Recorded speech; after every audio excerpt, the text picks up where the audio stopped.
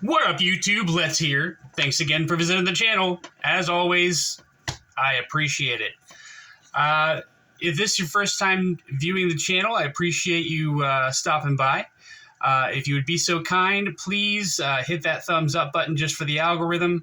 If you enjoy the content, which is going to be a little bit different today than my normal content, please subscribe to the channel. I would appreciate that very, very much. As I said, I'm going to be switching it up a little bit today. A buddy of mine at work asked me if I would mind showing off a couple of his knives on the channel. He is a slip joint guy, slip joint slash fixed blade guy. He has some folders. He's actually the gentleman that got me interested in the paramilitary too. And we all know how that turned out, do we not? If you don't, if you haven't been a member of the channel for a while, or if you haven't watched the channel before, I have 12 paramilitary 2s. I love them. I think they're great. But I've never shown slip joints on the channel before. I like slip joints. I've handled them before on several different occasions. But it's just not my, it's just not my bread and butter. So I've never showed slip joints on this channel before. But I want to be as inclusive as possible and give you guys access to as much different types of content as possible. So I'm more than happy to show these off.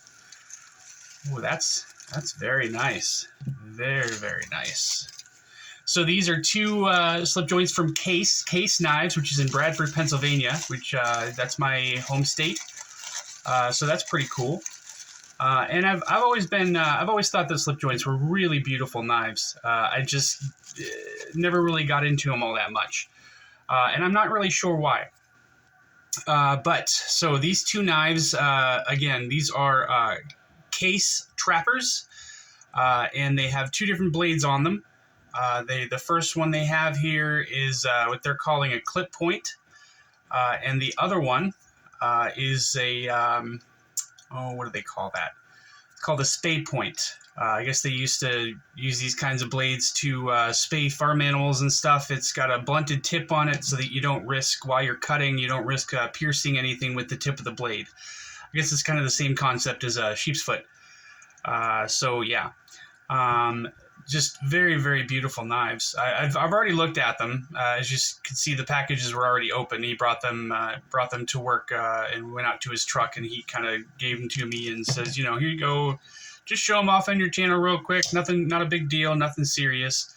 But he wanted me to just kind of, give people a little bit of a different experience, just in case they were interested in this sort of thing.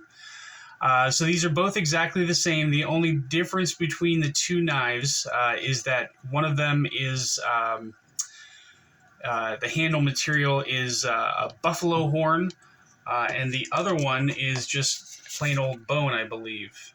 Burnt amber, bone, crandall jig, whatever that means. So both these knives are in S35 VN steel, which is a very high quality steel. I don't know if it's considered a super steel these days or not, but it's definitely a premium knife steel.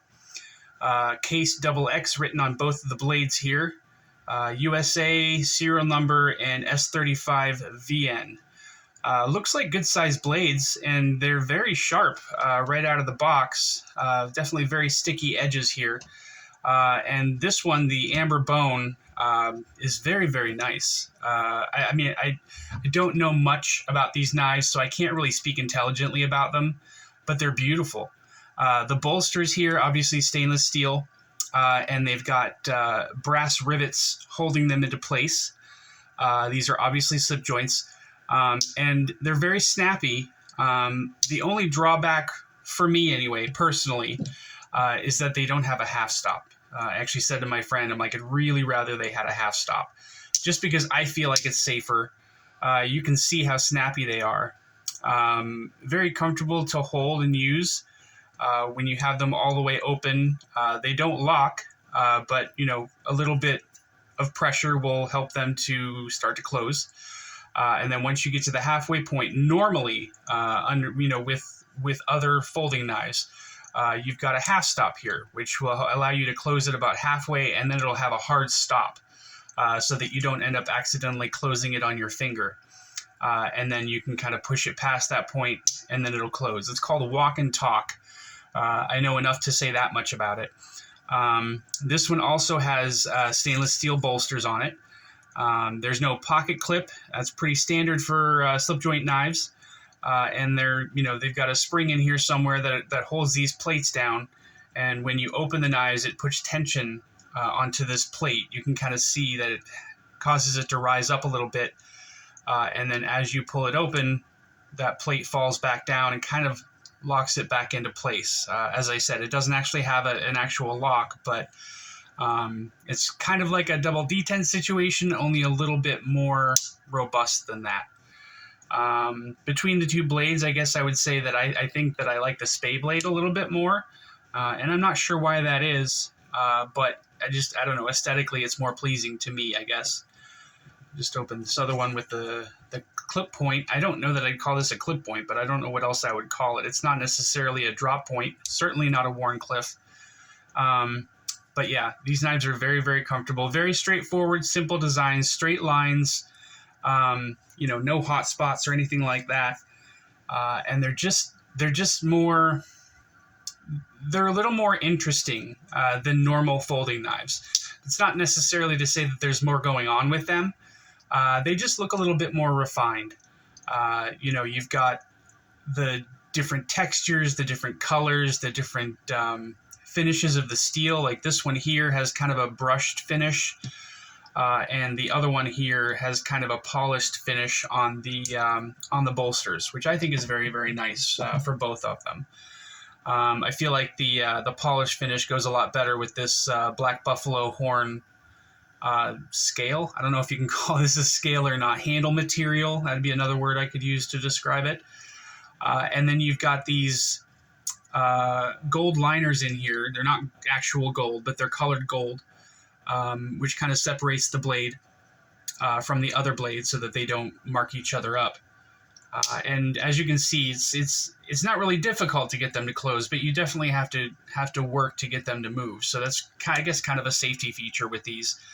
Another thing to notice about these is these holes here kind of take the place of the nail. Well, they take the place of the nail nick, which people normally use to not really deploy the blade, but to get the blade to come out. You've got like a little nail nick here, and then you can get your nail in there and pull this guy out.